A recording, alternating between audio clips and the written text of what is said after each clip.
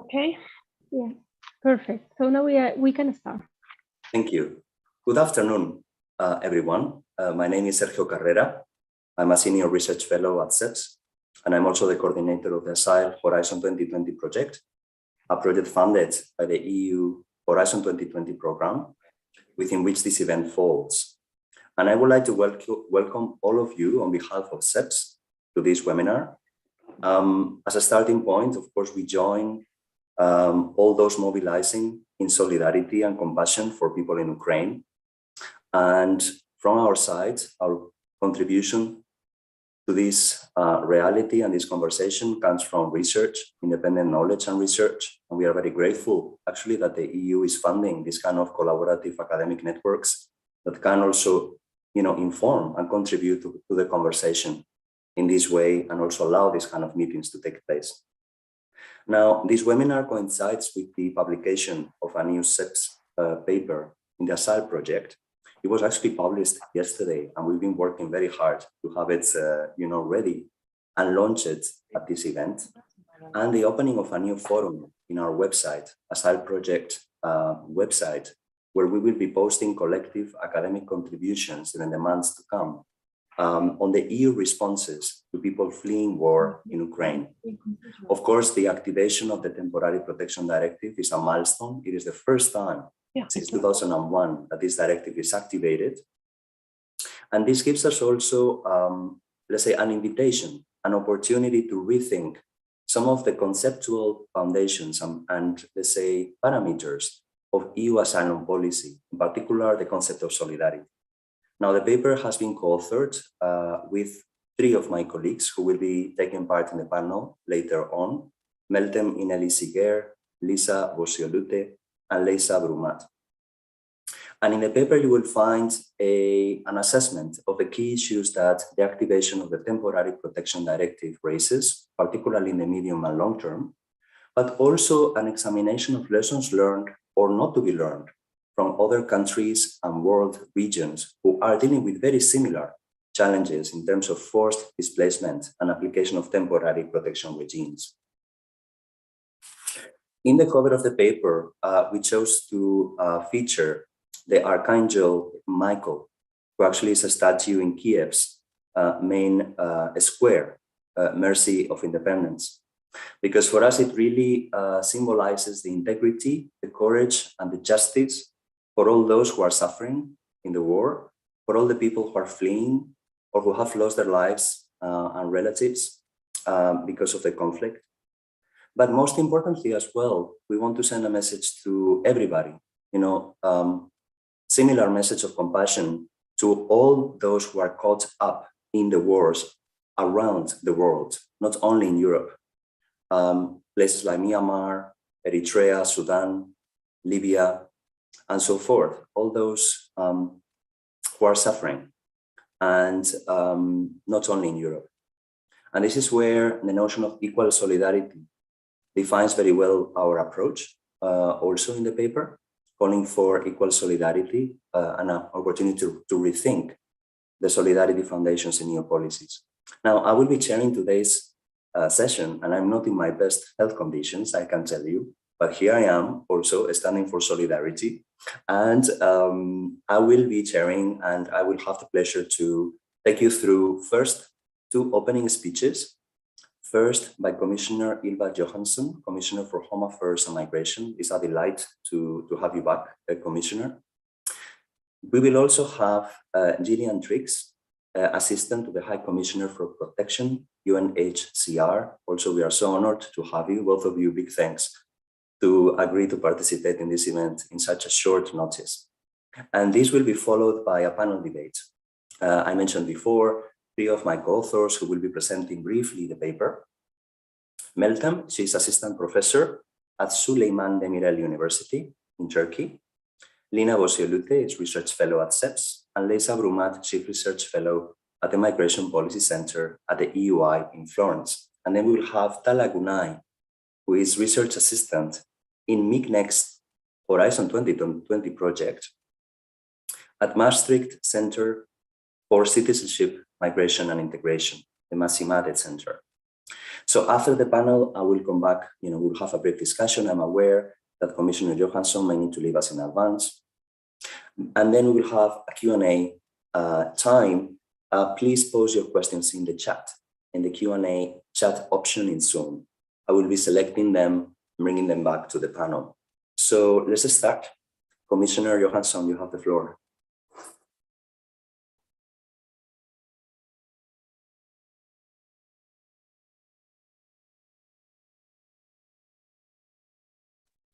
Commissioner, we cannot hear you.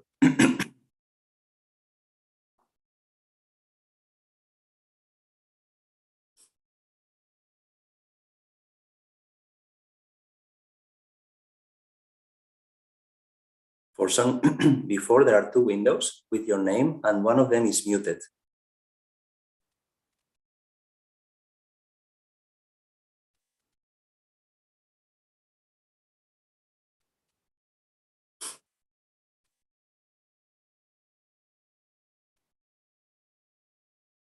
My colleagues inform me that there may need to be some reconnection possibilities. So in light of that, I would like to move to Gillian. Gillian, if in the meantime you could start the meeting. Thank you.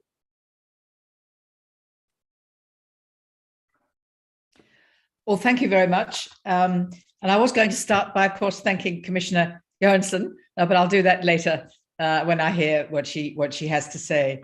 But thank you to all our colleagues at ASILE Project for the opportunity to take part. Okay, I'll stop. I apologize. It's a lot of things going on here. Can I start? Commissioner. Well, thanks so much. Thank you also, Districts. Very kind of you. Commissioner, you have the floor.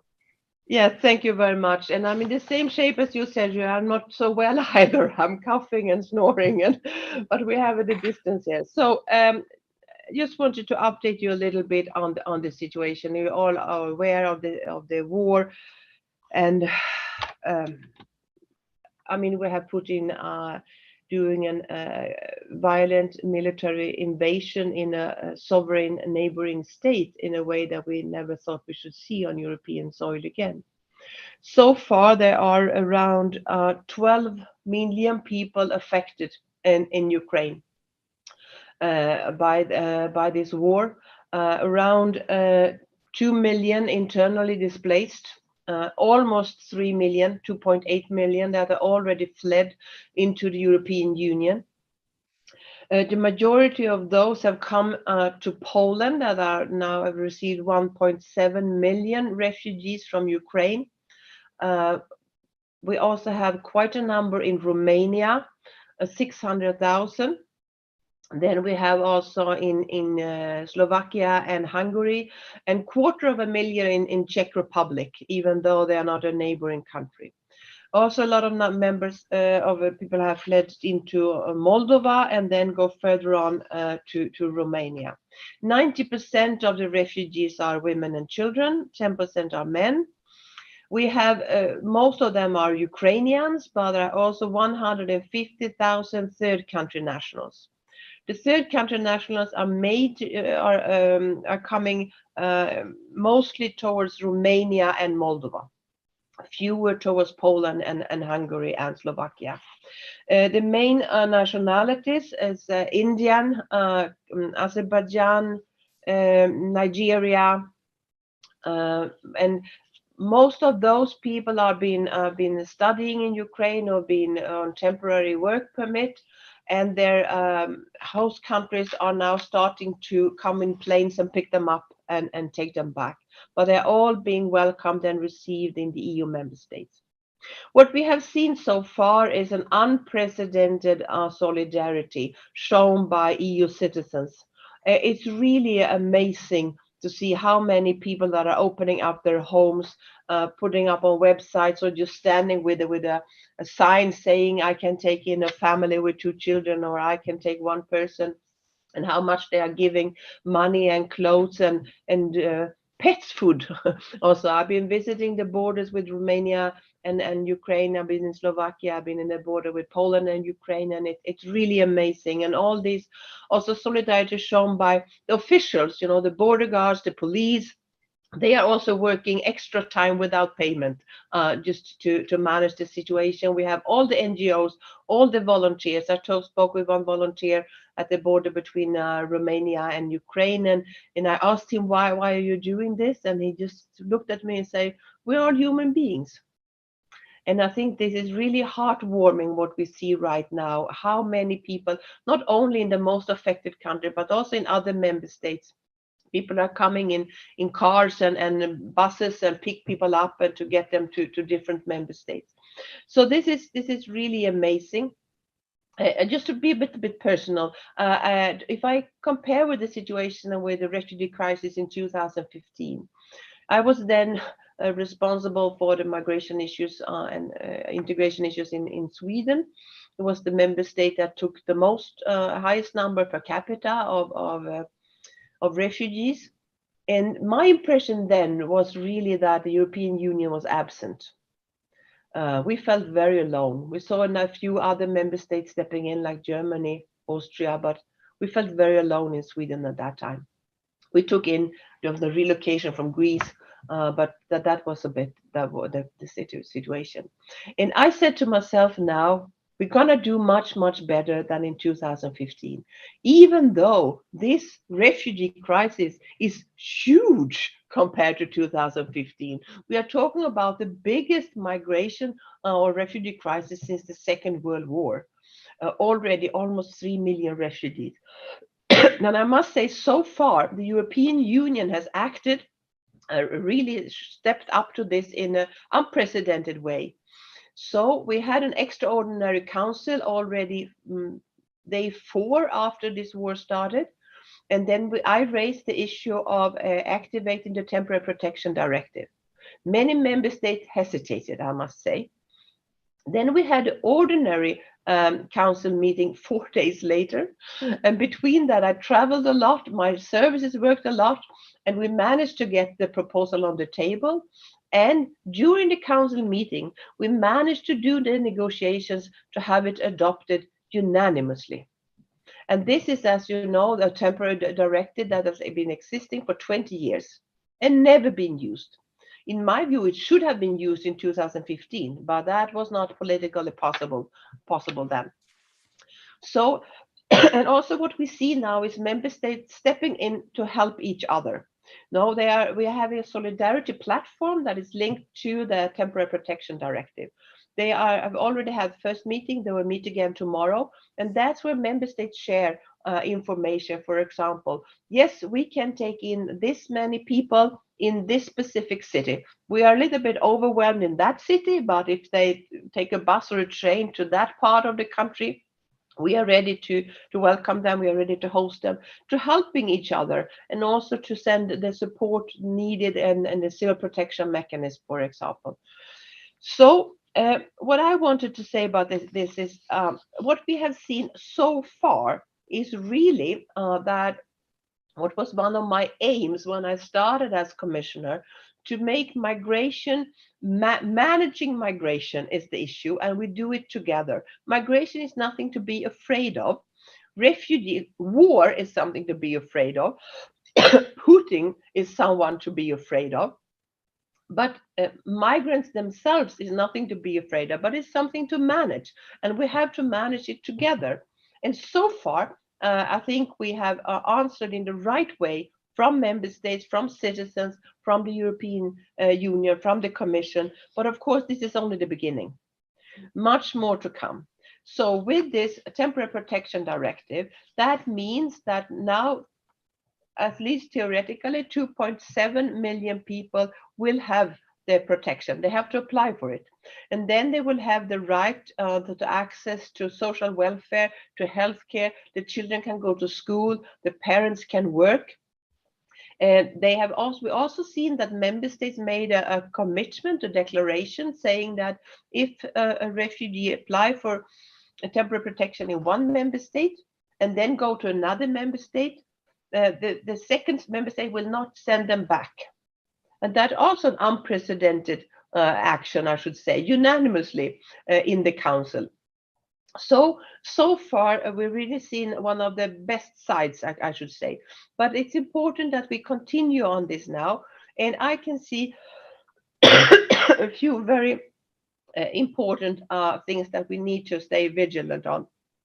First, it's immediate now that we need a funding to go directly out to the people that are hosting the refugees, to the local communities that are paying, for the schools and for the hosting and for the facilities and all that.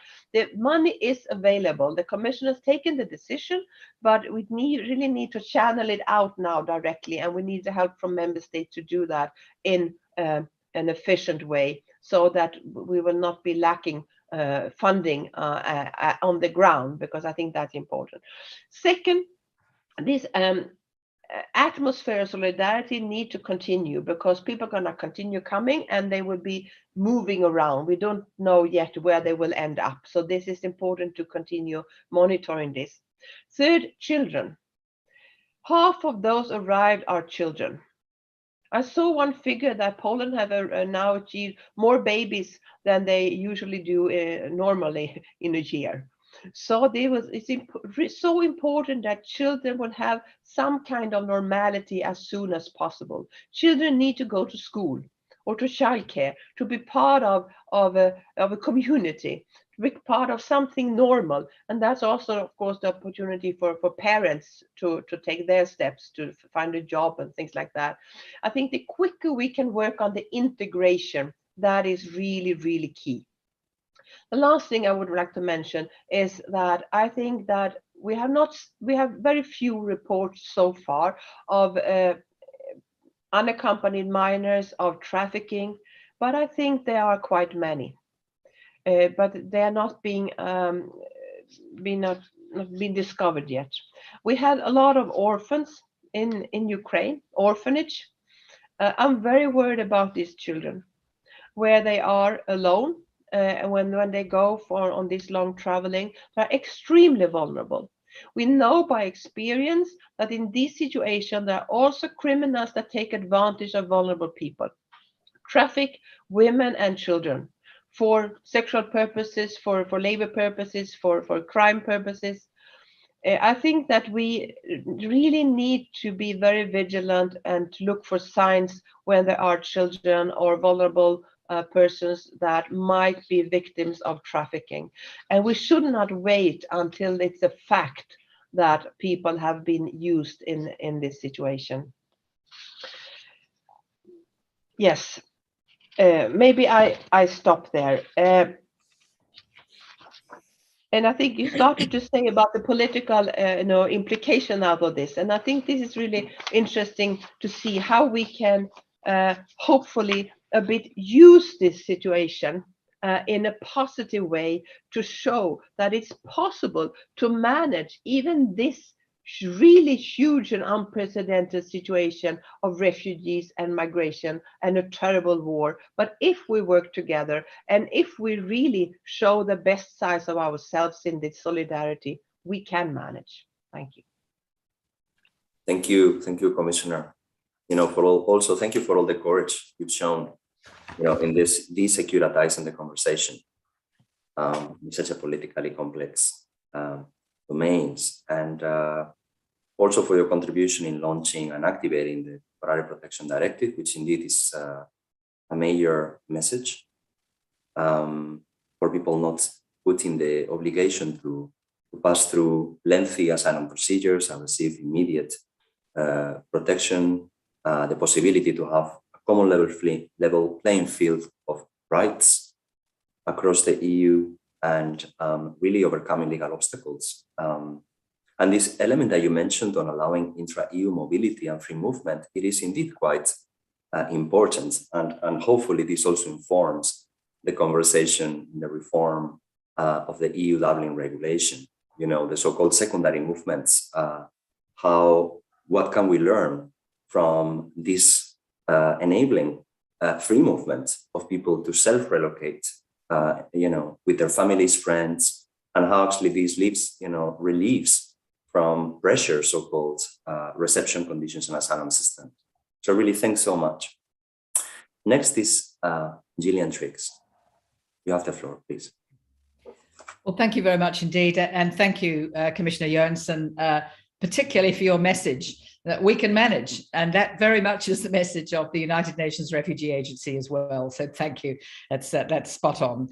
And thank you also to all of our colleagues at ASILE and the project, because it is a good opportunity for us to talk about what our role is as the UN Refugee Agency in protecting refugees fleeing this war in Ukraine, and to ensure that those are also protected who are fleeing and displaced within the country itself. Well, the Commissioner has begun with the numbers, and they are daunting, but perhaps I could add one, and that's just from my colleagues in the last few minutes, and that is that tonight we expect that the numbers of refugees leaving Ukraine will number 3 million, and that number is simply going up radically.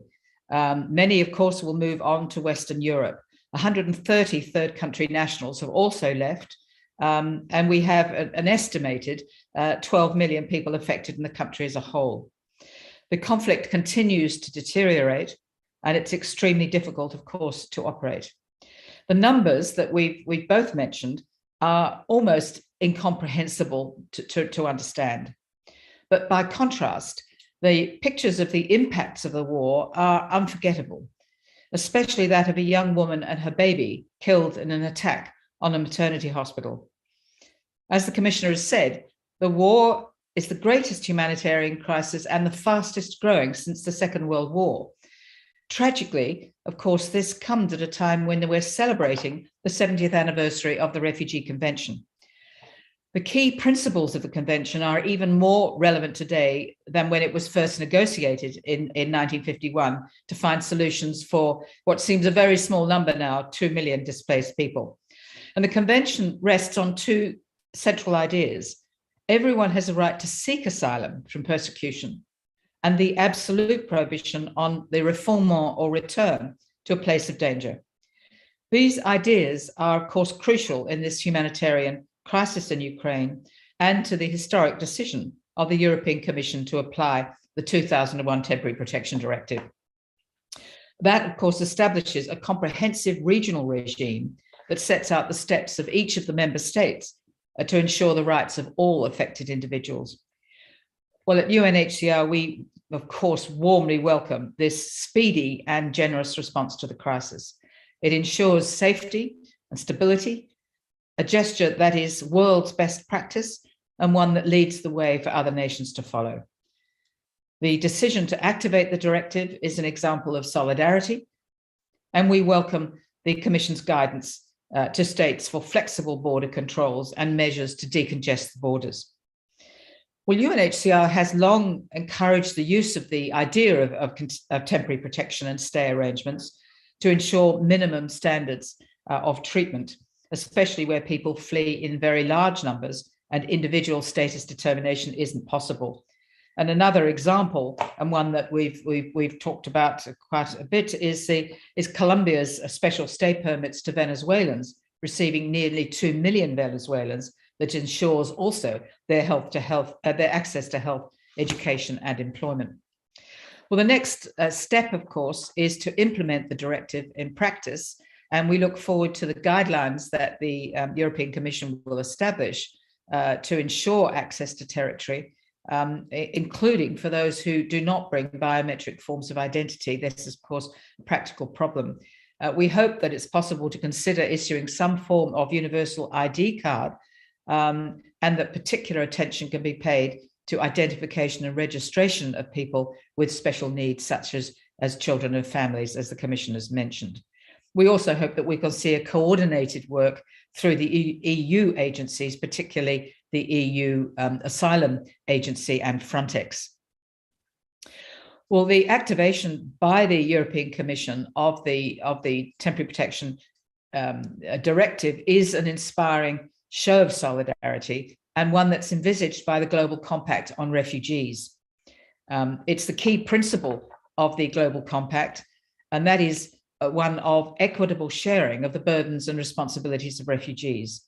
and it extends to all serious displacement situations, many of which now are protracted and unresolved, including Afghanistan, Syria, Ethiopia, and of course the plight of the Rohingya from Myanmar, among far too many others.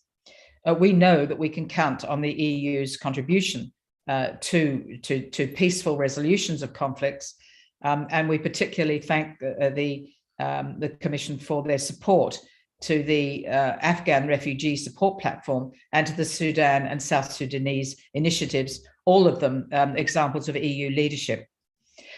Linked to the idea of responsibility sharing is, of course, the compact principle of international law that the respect for refugee rights must be non-discriminatory. For human rights and refugee rights are both a legal and a moral obligation that is not and should not be contingent on nationality or the means by which a refugee arrives. And we have been concerned here at UNHCR and in Geneva and across all our offices by rising xenophobia, discrimination and exclusion of refugees and asylum seekers. So we are, again, very pleased to welcome the EU Commission's non-discriminatory practices, and we hope to see your leadership helps to shift the narrative and the policies that we've seen recently.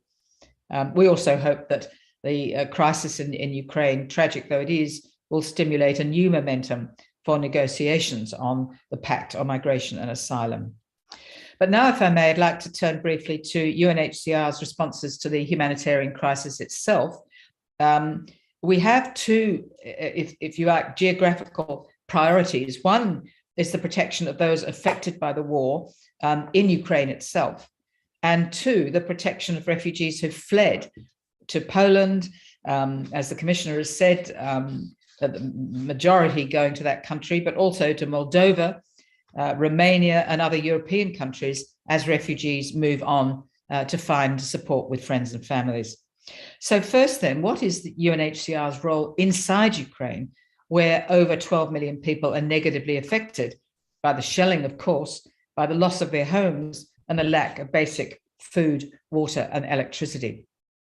Well, currently, access within Ukraine is extremely difficult for our colleagues at UNHCR, for local and international NGOs, for volunteers, and for citizens, of course, themselves. Key protection issues and risks in monitored areas are the shelling, the landmines, restrictions on freedom of movement, and tragic, and we see this often on the news media, family separations. We have about 120 staff in Ukraine who are staying to deliver, as the Secretary General asks that we do, and we try to deliver assistance of food, water, and shelter, and materials to reinforce damaged houses and infrastructure in villages across the country. Folding beds and blankets are being distributed to people who've been staying for days in bomb shelters. UNHCR leads or co-leads the protection, shelter, and camp coordination clusters and the logistics working group, and we're facilitating humanitarian convoys when it's safe to ensure passage for civilians to protection.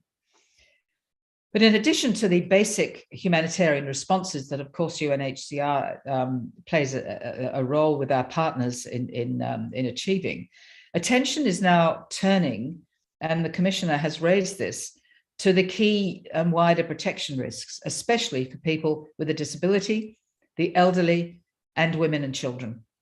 As has been pointed out, 90% of refugees are women and children, and of course, very high numbers within Ukraine itself, forced to live in temporary or shared shelters. And with increased military presences, there are heightened risks of gender-based violence. So UNHCR is helping the Ukrainian authorities to find a roadmap for those internally displaced, to identify the most vulnerable and to coordinate the services that are being provided particularly by local NGOs and volunteers.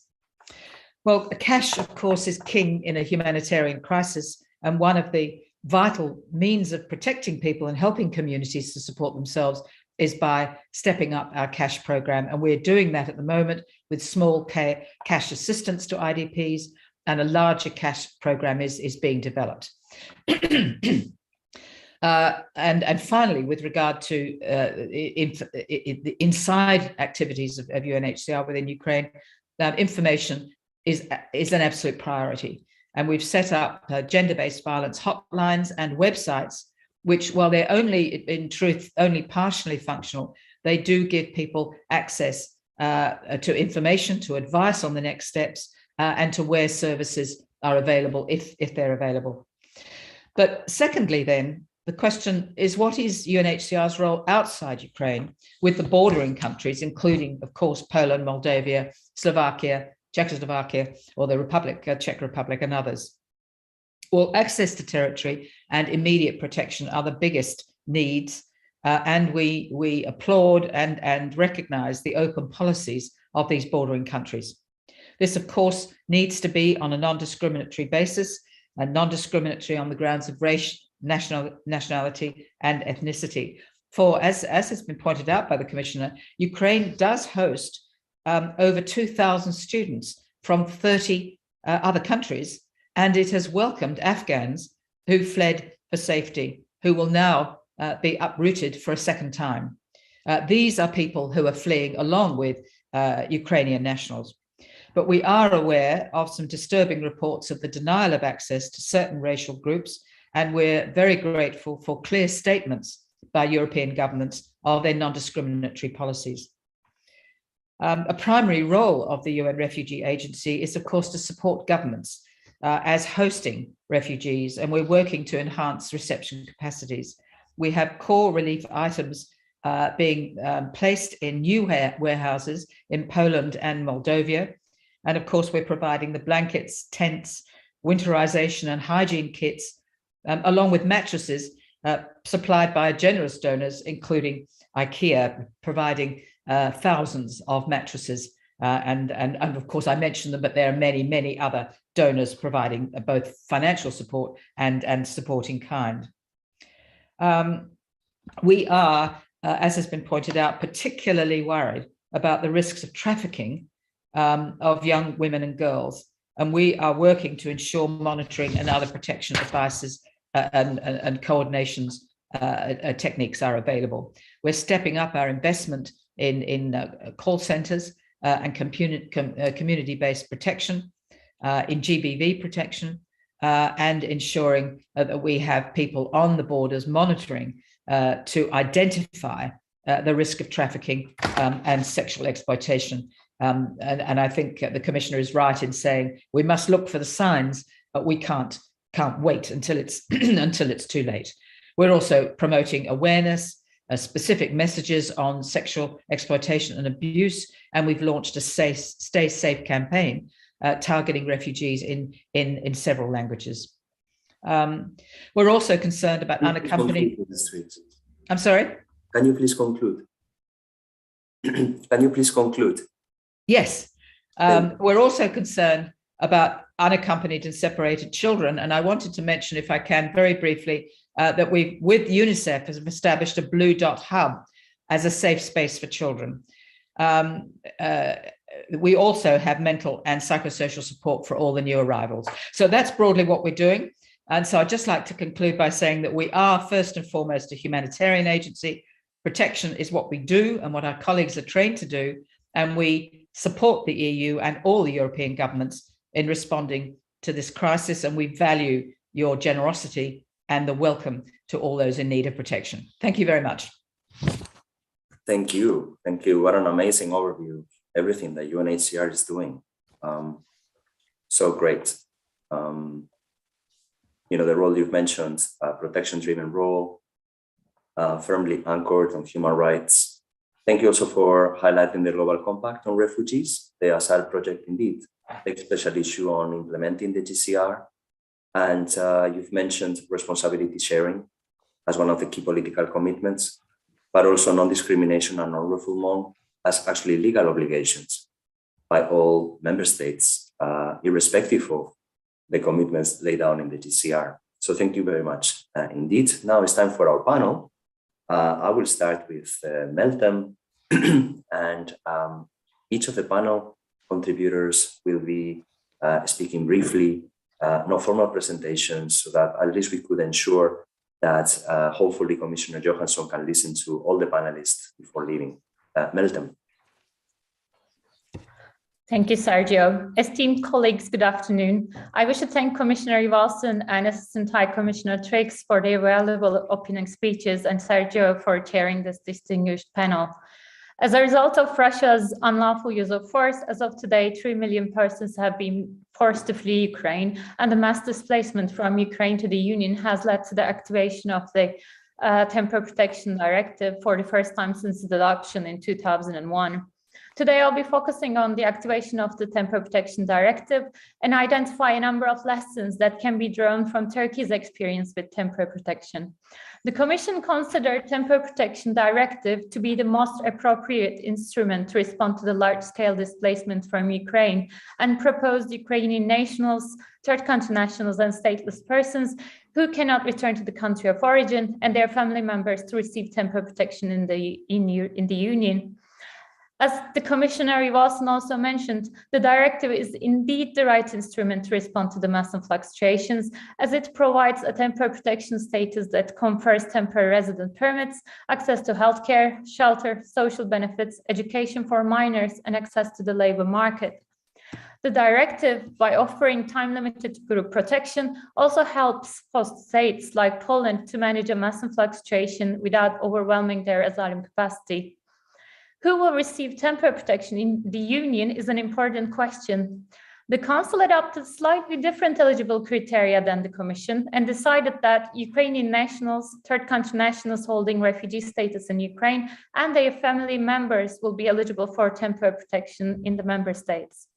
The Council also recommended member states to extend temporary protection to third country nationals holding permanent resident permits in Ukraine, who are unable to return in safe and durable conditions to their country of origin.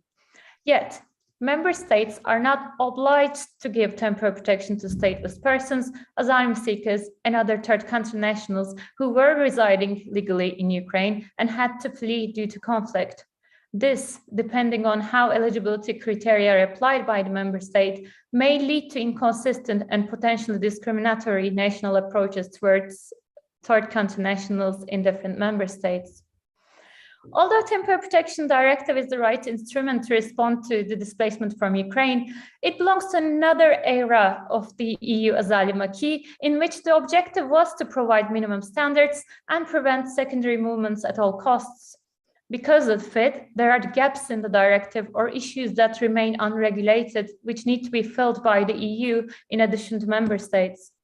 For instance, the directive allows member states to give priority to EU and EEA citizens and third country nationals receiving unemployment benefits in the member states over temporary protection beneficiaries in terms of access to the labor market. Yet, with the right guidance by the EU and non-restrictive application of the Temporary Protection Directive provisions by the member states, these gaps can be filled and temporary protection will remain as a comprehensive framework that benefits refugees from Ukraine as well as member states. Upon the Commission's proposal, the Council also decided that displaced persons from Ukraine would freely choose the member state they want to pursue temporary protection applications. This is the right move and the sign of real solidarity, a concept that was missing in responses to the protection of forcibly displaced persons prior to 2022. There are crucial lessons to be drawn on what to do and what not to do from responses to large-scale displacements and temporary protection policies around the world. One of these examples is Turkey, which has been granting temporary protection to more than 3.7 million Syrians for nearly 11 years. Similar to the EU opening its borders to Ukrainians displaced by war, Turkey opens its borders to Syrians who had to flee the civil war in 2011. Yet, many government officials at the time in Turkey thought the war in Syria would end after a few months, if not weeks. This proved to be unfortunately wrong. The Syrian displacement has long become a protracted situation. A lesson that can be drawn from Turkey's experience is temporary protection is a time-limited response, and it should not continue more than a reasonable period of time. The Temporary Protection Directive has a time limit, ranging from 1 to 3 years, depending on the Council's decision. But it is crucial that EU to think ahead and have a long-term plan or tailor policies on how durable solutions can be achieved if the war in Ukraine does not end in the near future. Another important lesson that can be drawn from the Turkish experience is the need and importance of burden sharing and responsibility sharing, and to support frontline EU members such as Poland, Romania, Hungary, and Slovakia in providing temporary protection. Responsibility sharing helps first countries of asylum to better cope with the mass influx and improve protection standards offered to temporary protection beneficiaries. Over the years, a number of projects funded by the EU through Facility for Refugees in Turkey and implemented with Turkish authorities such as ESSN, Sıhhat Project, and PICTES improved access of Syrians in Turkey to social aid, education, and healthcare. Similar projects with EU funding can be designed and implemented in cooperation with the member states. However, unlike the case of Turkey and the EU statement of March 2016, it is crucial that the EU financial assistance not depend on frontline member states such as Poland and Romania closing their borders, preventing new arrivals from conflict zones. Thank you. Thank you, Meltem. Next is Lina.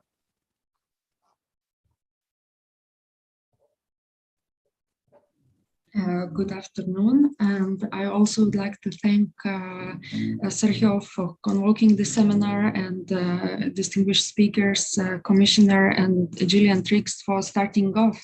Actually, we see that a lot what has been discussed at the global level regarding when negotiating the global compact for migration and global compact on refugees. Now it's more relevant than ever, because maybe for the first time we started to consider and think about refugees and asylum seekers as actual human beings with their agency, rights, and dignity, who need to be simply empowered, and also those who need to help need to be empowered and not to fear some subsequent persecution of being accused, maybe of being some sort of facilitators. So this, I would like to start by dwelling a bit on this unprecedented compassion and solidarity that have been shown, and that should be somehow maintained as the building block for you in thinking forward about asylum and refugee governance in the EU and also globally. Some instances or actually widespread instances of racism and discrimination that have been witnessed, and then coming again back to those UN standards that we have called for in our paper. First of all, we saw that the situation in Ukraine and the war itself made a lot of EU citizens to assume even personal responsibility by going there in the squares and protesting in solidarity with Ukraine. And we saw the protests ranging from hundreds of thousands of people in Berlin, hundreds of various protests around France, and in numerous countries, people have been going and protesting against war and also for the protection of the people. So we see that this triggering of temporary protection directive may be also somehow impacted by this compassion and solidarity shown by simple people on the ground, and the same simple people are opening their doors and homes and inviting refugees and asylum seekers to stay with them. However, of course, there are serious questions for how long this solidarity can last and how this can be made into sustainable and long-lasting solution. We also need to admit, and here coming as a Lithuanian, maybe from Eastern Europe, that now there is a lot of emphasis on racism ongoing. However, it's important to acknowledge that the geopolitical situation, the common threat of Russian aggression, the very clear understanding of people that the next could be us or will be us should the situation escalate. And this also is leading to this unprecedented solidarity from and by countries which previously have been seen as bad kids in the class, if you want to put it that way, that they have not been participated in equal responsibility sharing and relocation mechanisms. So we saw numerous of great examples, including also various companies stepping in, and for instance, Airbnb suggesting 100,000 placements for people, at least for 2 weeks, to stay in these facilities.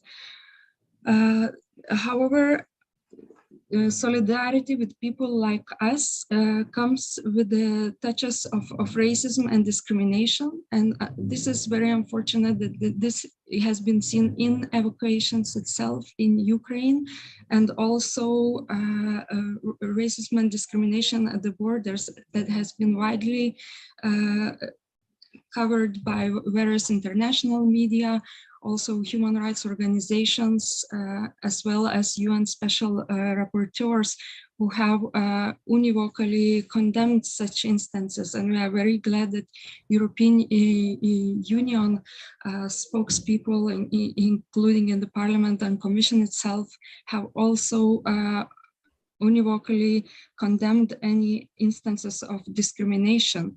However, we call in our paper that maybe a clearer guidance should be given for the border guards who are there at the borders, and they are ones who are supposed to somehow define whether there are risks of refoulement and whether these people have safe and durable solutions. We think that at the moment this presents a very clear risk for those people who and how could be admitted. And also just showing and showcasing that this racism is also not going by just legal statuses. We also highlighted the situation of Roma minority. In Ukraine, for instance, there are around 50,000 of Roma, and they too, even being Ukrainian nationals, have experienced some instances of racism, for instance, not being lifted from one checkpoint until the other. And to conclude, we call in the paper to recommit and prove UN standards that are embedded in protection and equal responsibility sharing that we heard also Unhcr colleagues and also Commission highlighting time and again. And that also this temporary protection may need at some point to end up maybe with some sort of secure resident status. And I think this is a nice bridge into Liza's intervention and to learn some practices from other countries like Colombia. Thank you, Lina. Can you conclude? Yeah. And also that we need to come back to this very human-centered and agency-based approaches, and to stand in solidarity not only with other EU member states but also globally with those countries that are hosting. And we know that 85% of refugees and asylum seekers are hosted in developing countries, so that this solidarity needs to be broadened and built upon that. And with this, I'm passing. Thank you, Lina. I'm aware of the time. I know that Commissioner Johansson has a meeting actually starting at 2. I'm aware that many of you have already posted questions in our chat, in our Q&A. Many of them actually have referred to issues that Meltem and Lina have referred to and mentioned. And before leaving, Commissioner Johansson, I would like to give you the opportunity to answer some of or to react to Meltem's and Lina's contributions, and perhaps also some of the questions which raise the question of how to ensure equality of treatment, how to ensure that solidarity is not only for some, but that everyone, irrespective of origin, race, ethnicity, religion, is basically granted the right to seek asylum, equal dignity and justice. Some of the participants are raising this. Why is it so different? You mentioned it was not politically realistic in 2015. What's the difference? And how are the positions of the governments in Poland, Hungary, and Slovakia, which have been quite open as regards the kind of people they are, providing protection to, and those who they don't want to. How do those positions can be held accountable and bring forward the obligation not to discriminate on prohibitive grounds illegitimately between people?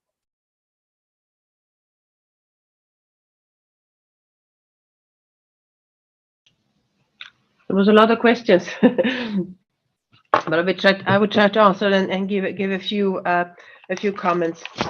First, on the Temporary Protection Directive, it's not perfect. Actually, that's one reason why I have proposed to abolish it and to replace it with the new legislation that is in the Pact on Migration and Asylum. But this is the directive we have, and I think it's good enough, and it was good that we could activate it. And then I must say also on the negotiations with the member states, usually when the Commission make a proposal, we reach out to member states in advance to test the water a little bit, listen to them. This time there was no time to do that. We adopted the proposal on Wednesday. The Council adopted it on Thursday.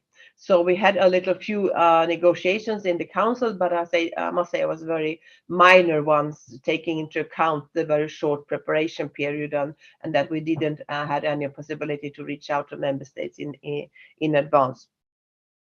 So the Temporary Protection Directive is temporary, and I think this is important, and that was also stressed that people can, of course, have the right to apply for asylum.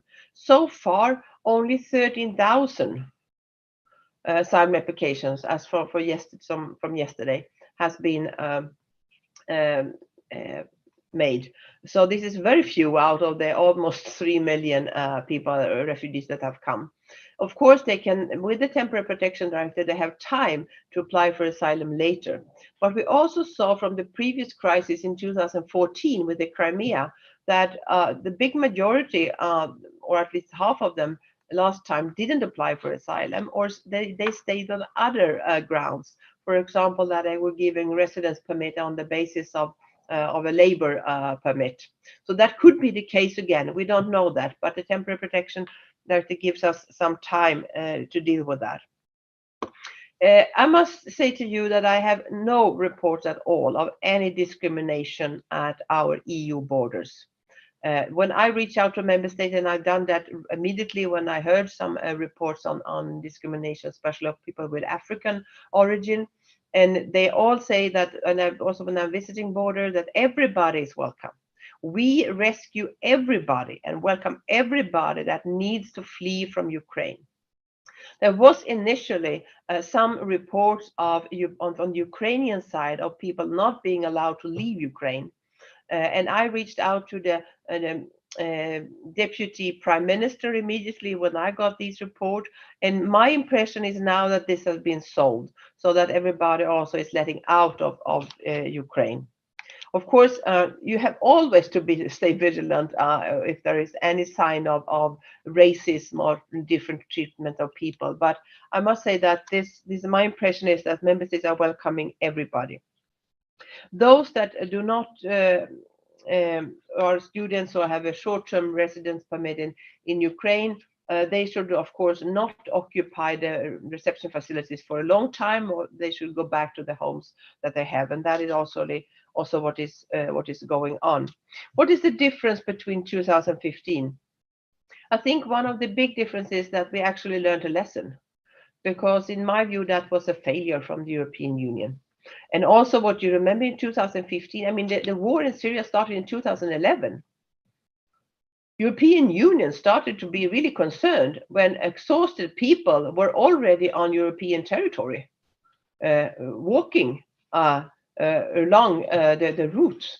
So I think this is one thing, that to reach out even before, when we reached out before the war started, we had contingency planning, we reached out, we have built up our agencies that we didn't have, or not at least at that strength in 2015. And what we can see now is that we are really welcoming people, and that the solidarity is there already from the beginning. There are no member states that try to avoid the situation, so to say. They are all stepping in, and they are ready also to do relocation of of people if necessary. But we are not well prepared enough. That's why we need the new pact on migration and asylum as well. But we have actually learned some lessons since 2015, and this is important. The last thing I would like to mention is what is necessary to focus on now, because you all mentioned the huge solidarity that we see now from citizens, but also the risk of refugee fatigue. And we know that will come. But how we act now will give the answer how long we can resist the refugee fatigue. And I think that's why it's so important right now to reach out directly to help with schooling, with housing, with practical things, but also to understand that, for example, a country like Poland, they really need specific support for other member states to take children with disabilities, people with healthcare issues, vulnerable people that need special attention or special have special needs in any aspect. I think this is extremely important now, because otherwise it's not going to work. And the second is to stay very vigilant when it comes to the risk of trafficking and vulnerable people being used and abused by criminals in this situation. So it very much depends on how we deal with this the coming weeks, I should say, if we can manage to keep this momentum, that is a positive momentum that we have right now in the European Union, but that can be abolished quickly if we are not close enough to all those that are doing that, all the efforts out right now at the front line, actually. Thank you, Commissioner. In our paper concerning the question of discrimination, we highlight issues of indirect or institutionalized forms of discrimination. The directive indeed leaves now the responsibility to member states to implement it. So I think from the conversation we've had, it is clear that it will be central to closely monitor how do they implement the directive at national level and the kind of rights, access to the rights envisaged. And if indeed this is going to be a common level playing field of the rights you've mentioned, but also when it comes to third country nationals, the latest version of the Council decision leaves entirely optional to member states to apply or not the directive, or to provide national so-called adequate statuses. And this is where discrimination can also, jump in, in terms of access to housing, access to a number of rights. And this is where our paper also underlines the need to closely also monitor those parallel, let's say, national schemes that will be and are granted to third country nationals and asylum seekers, without forgetting that many of these states are still engaging in pushbacks at their external borders when it comes to non-Ukrainian nationals. So thank you so much for your participation and your openness as usual. It is always a delight to have you in our events, and we will also follow up with many of our activities, Commissioner. Thank you. And we continue our journey with two more presentations. Lisa. Thank you, Sergio. Good afternoon, everyone. Well, this presentation is based on lessons from South America, because the ASILE project studies the experience of in asylum and refugee governance with a global perspective in many regions of the world. So I was focused on South America, which is a very, very different context from the EU one, but there may be some practices and procedures that we can draw inspiration from and could serve as food for thought when we think about responses to large displacement. So I want to make two main points. The first one is that South American countries have a lot of experience as receiving countries, especially in the last few years due to Venezuelan displacement. And I will give examples based on Venezuelan displacement. Let's first remember, as someone just mentioned, that most human mobility is intra-regional and it happens between countries in the global south. This is also the case in South America because most Venezuelan population, displaced population, is currently residing in other South American countries, around 4 or 5 million. So Venezuelan displacement is currently one of the largest and by far the most underfunded humanitarian crisis in the world. So South American countries, to address it with limited capacities, they have adopted many creative policies. And Colombia, which was just mentioned by Gillian, provides an example of a very, very ambitious regularization program that, if it's successful, it could be one of the largest regularization programs in the history of group regularizations worldwide. It's very interesting to note that when the Colombian government explained the reasons why they adopted such an open policy, they said that with or without the temporary protection statute, Venezuelans would keep crossing the border. So following this reasoning, it's more convenient for the Colombian state to regularize these individuals because that would bring more benefits to the state. So far, Colombia has provided residence permits to more than 600,000 Venezuelans, and they have registered 1.8 million in less than a year.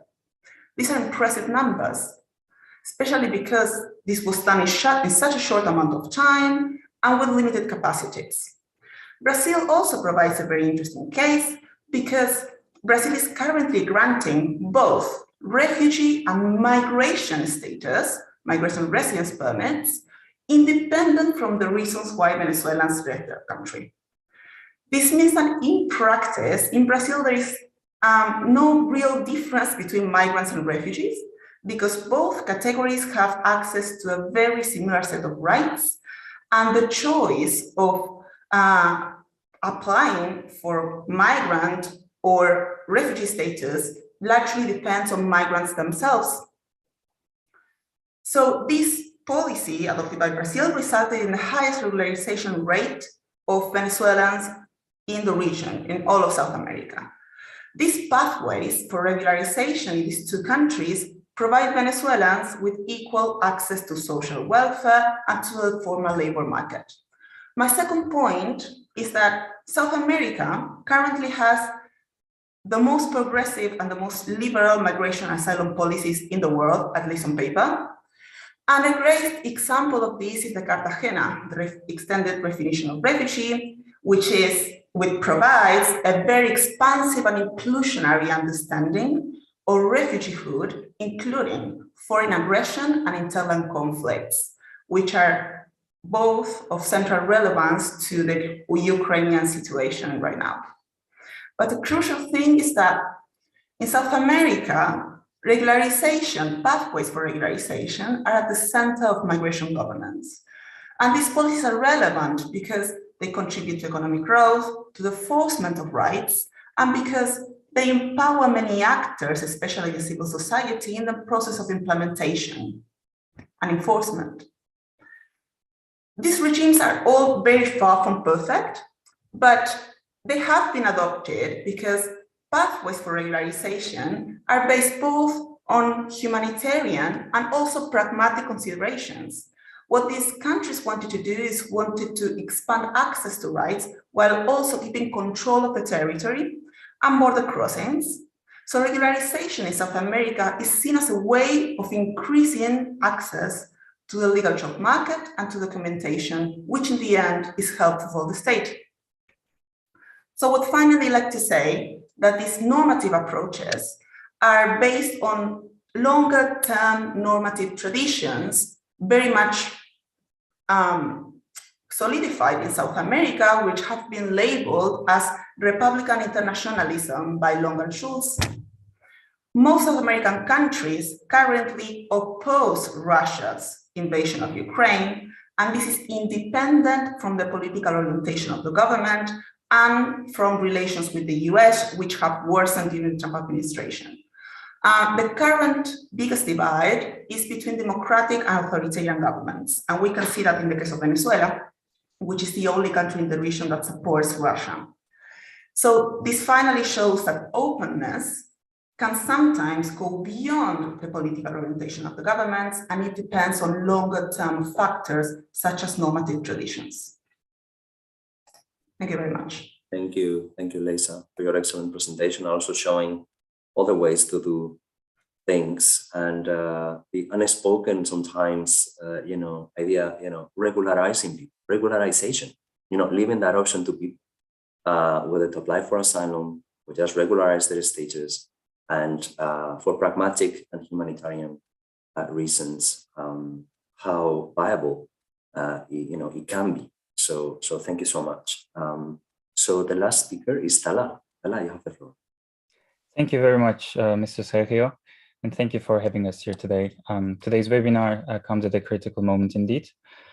What I would like to talk about first is the free choice provided for those fleeing the war in the Council decision for temporary protection. As we know, the free choice means eligible persons can choose the member states in which they want to enjoy the temporary protection.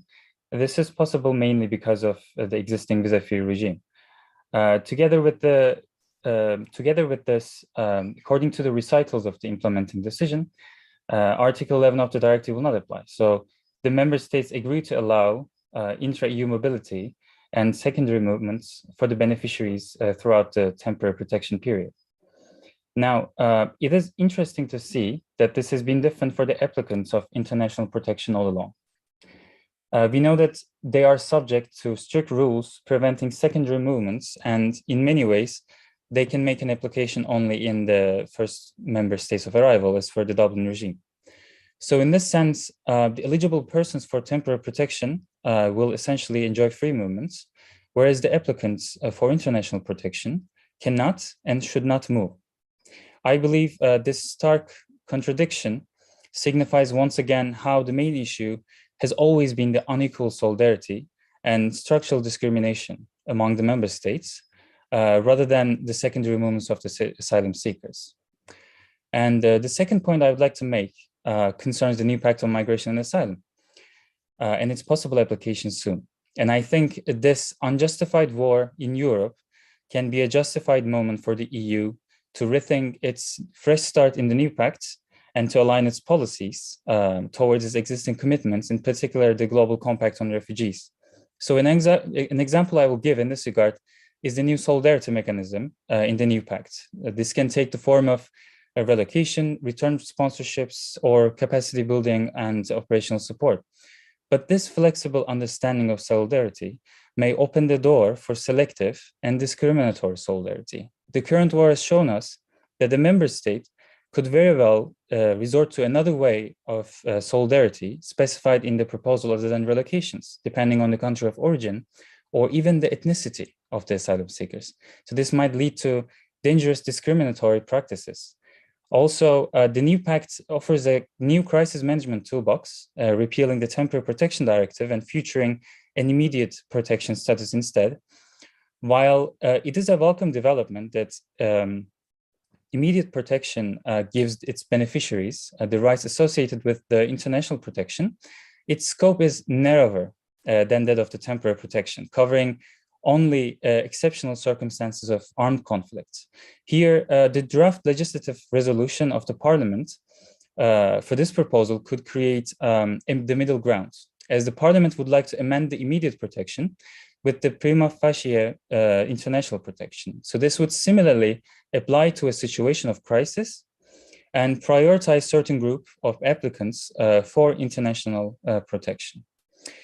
On a final note, I would like to make some remarks on external borders, but these borders are not the ones that come to our minds in a physical sense, and not those defined in the Schengen Borders Code as the borders of the Union. I'm talking about the mental borders of the European values, those that surround those values and that seem to be selectively permeable. While Europe is on the verge of witnessing one of its biggest humanitarian crises, I believe the European values are at stake more than ever before. And the only way out of this crisis will be by employing those values to its full capacity again. European values are not meant for the European societies only, but also for millions who are oppressed under the authoritarian regimes surrounding Europe, Russia, my homeland Turkey, Belarus, and others. Millions who crave for a better life with democracy, rule of law, human rights, and basic dignity. Therefore, I would like to say this: European values cannot have any external borders. The foundations of the European integration project tell us that they're meant for every individual seeking refuge under the wings of the Union. In legal terms, those values apply to anyone who, one way or another, falls under the Union's jurisdiction. And the EU can only prove it by living up to its own values for the benefit of every individual. Thank you. Thank you, Tala, for bringing to the forefront very important number of very important questions and issues. Also mentioning the European Parliament's contribution to the pact, the proposals of the pact, and the report, the position of the Parliament on the proposed reform of the Temporary Protection Directive. Thank you for joining that. Now, you've been feeding also those who are still following us a number of questions. I would like to give the opportunity to Gillian to respond to some of the interventions, of the panel, of course. We very much look forward to your views, Gillian, and also there have been a number of points raised, perhaps to highlight as regards to the focus on or what can we learn from the current experience, allowing people to choose, temporary protection beneficiaries agency to move where their family are, members are, their friends, their communities, and what Tala also was mentioning, this kind of discrimination now that is going to be created with people with, asylum seekers and people with, subsidiary protection status and refugee status that actually cannot have, do not have this possibility, and there is no mutual recognition of positive asylum decisions still in the EU, which is quite extraordinary, frankly, but still we live in that reality. If you could also please develop your views on that.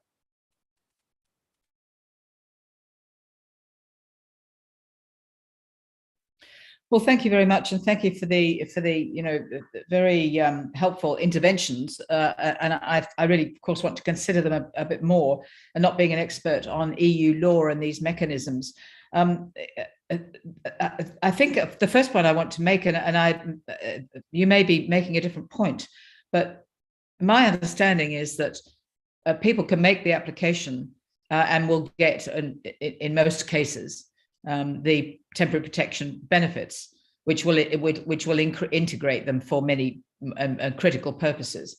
But those who, for one reason or another, do not, or choose in any event to make an application for asylum, will be entitled to do so.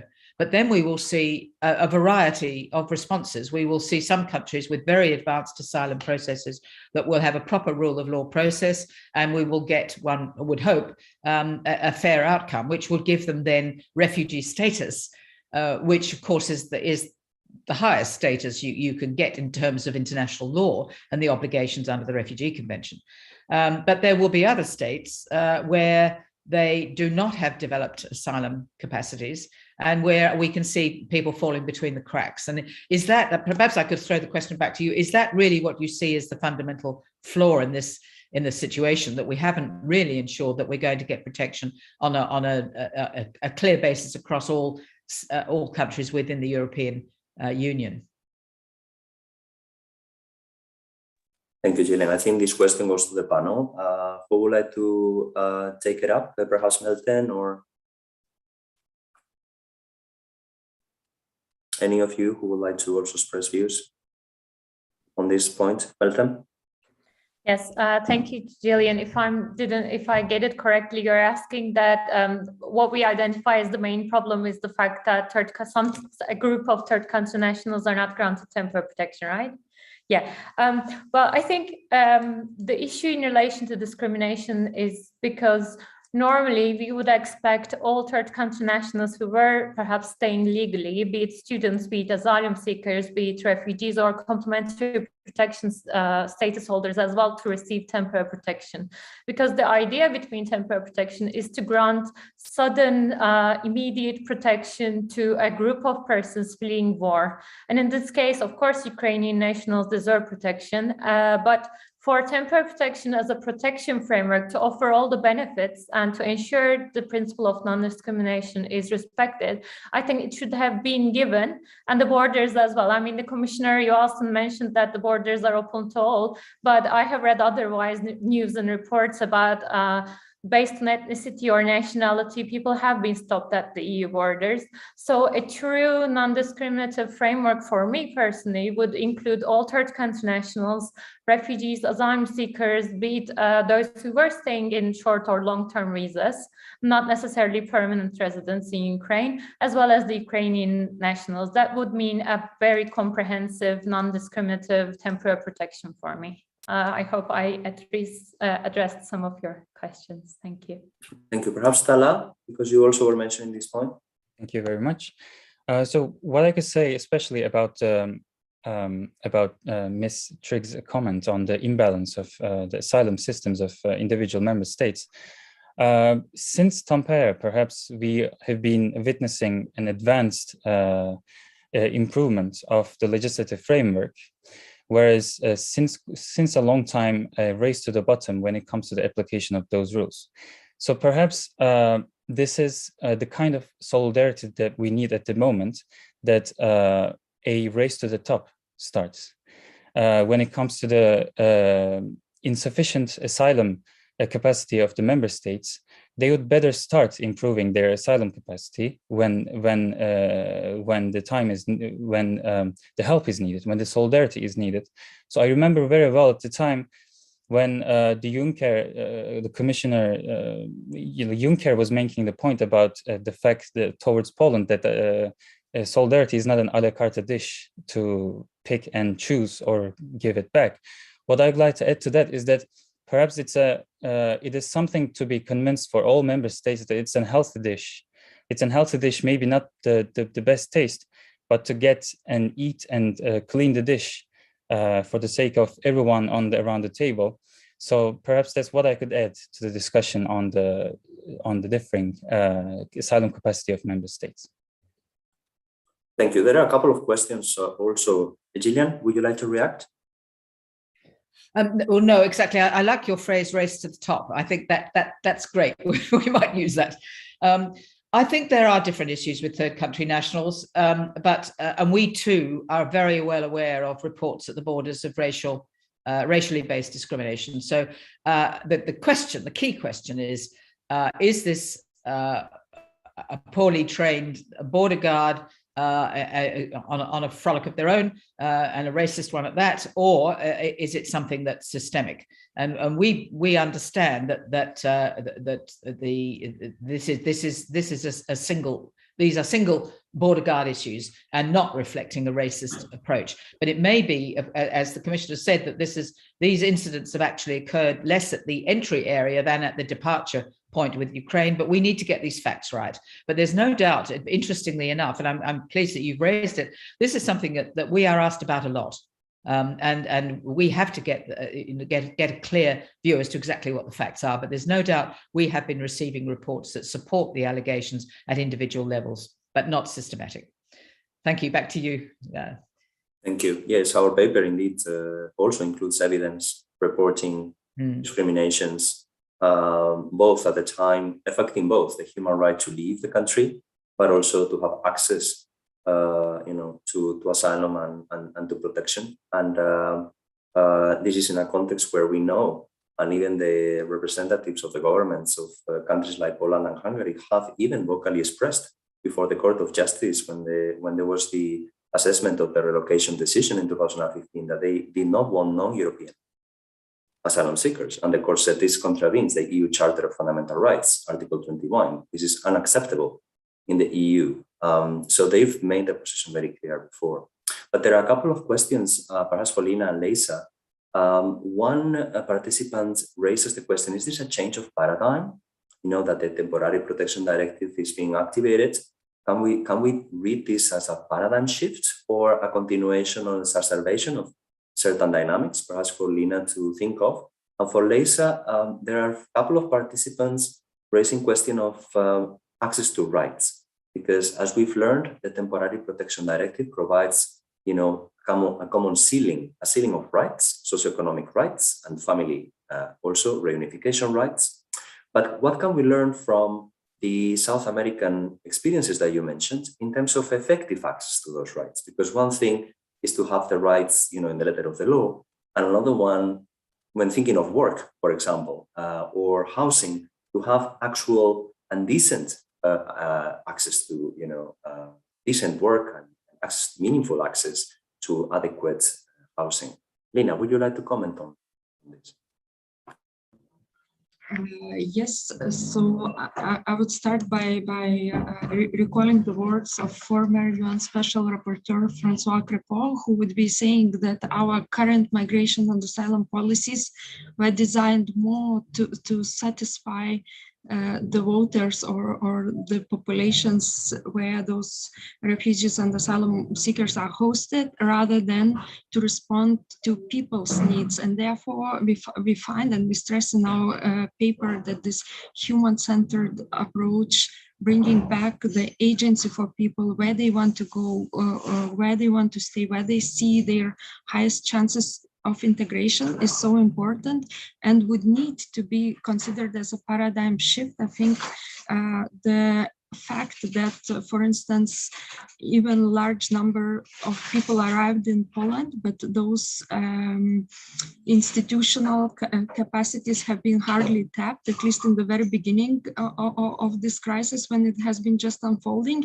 is showing how actually governments themselves would benefit, and Commissioner also has stressed how it's important to realize and strengthen this solidarity, human-to-human solidarity between the people.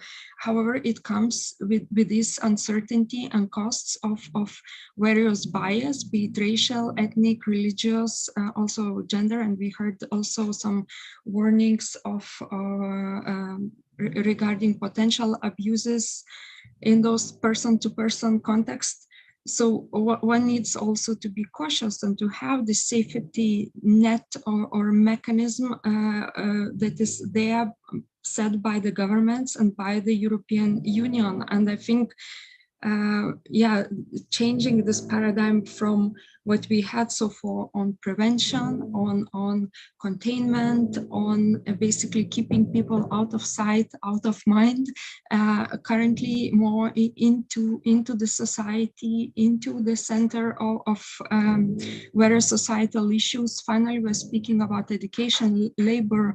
Those issues should be part of the migration and asylum conversations. So I think there are some positive issues and things, and I think also we are adding, or EU could be adding with some of more lessons learned. And we just heard from Leisa about Brazil, but also the example of Colombia, that they so powerfully responded by giving 10 years of residence in order to prevent what Gillian Triggs has been just highlighting, this falling through the cracks, what happens after 3 years, that in this Colombian example, after 1 or 2 years, people started fall through the cracks, and then this long-term residence for 10 years, the directive has been passed in order to assure security, so people can plan ahead for themselves and to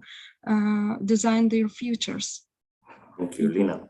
And if anything, we've said in previous asylum research that it shouldn't be for the border guards to assess asylum. I mean, that's why we have a professionalized asylum authorities, putting those colleagues with a responsibility that shouldn't be theirs, and then finding themselves in difficulty if they take the wrong decision, I mean, legally, when it comes to assessing, durable and safe returns. This is something that is in our paper also we raise as an issue of key concern, as well as who conducts that assessment when it comes to third country nationals who may be excluded from the Temporary Protection Directive. Now, Leisa. Yeah, well, thank you, and thank you to Lina as well. May I add something to what Lina said on the paradigm shift, which is something that I've been working on quite a lot, on paradigm shifts. I'm a political scientist. I wanted to add two small things. That first, this it's yet to be seen whether they will imply a paradigm shift in the long term, because it was enabled by legitimization. I mean, this open response was legitimized by a very extreme, illegitimate intervention by Russia. So this opened the door for such an open response, a very, very extreme act of war, of invasion by Russia. And the sustainability of this in the long term will depend on many things, but I will highlight two factors. First, politics and what happens with politics, which are the political scenario is very much changing in the EU right now, thanks to this armed intervention. And second, the bureaucratic capacity, what will happen in operational terms after 3 years, after the temporary period, as both Lina and Melton just mentioned. Then, in terms of access to rights and what happens in practice in terms of access to rights, well, in the region that I talked about in South America, there's a big emphasis on regularization, because one of the main problems is that non-nationals mostly work in the formal labor market, in the informal labor market. Okay, so that's a big problem for the state. And one way of trying to address that is to increase regularizations. That is seen as a way of solving this problem of informality in the formal labor market. But there is a structural problem in the region with informality in the labor market, which also affects nationals. In some countries, half of the labor force works in the formal labor market, both nationals and non-nationals. But what I want to highlight in terms of access to rights in the region and enforcement and what happens in practice in implementation, I want to highlight the importance of local level governments. And I think that someone was asking in the Q&A about that. Local level governments of national and municipalities are extremely important when in the application, in the implementation of these policies. There is a lot of evidence showing that there is increased access to rights when these governments have enough resources and political willingness to do so. And this, the action of local level governments has a very strong impact on the variance, on the variety of responses and effective access to rights in many, many different territories. Thank you so much. Well, our time is up. Time flies. I've enjoyed enormously this conversation, and I'm so grateful to all of you for your contribution and your openness, and also for those of you who are still following us, or for those of you who may be watching this video in a later stage. So big thanks. Really, from our side, we will continue working on this with a new forum, ASILE Project. Please visit our website, ASILE Project website. A new forum will be opened in the next months, collecting contributions by key scholars and academics, reflecting together on key issues surrounding the responses to people, policy responses to people still fleeing and finding protection in Europe. From our side, this is it. Big thanks, and let's keep in touch.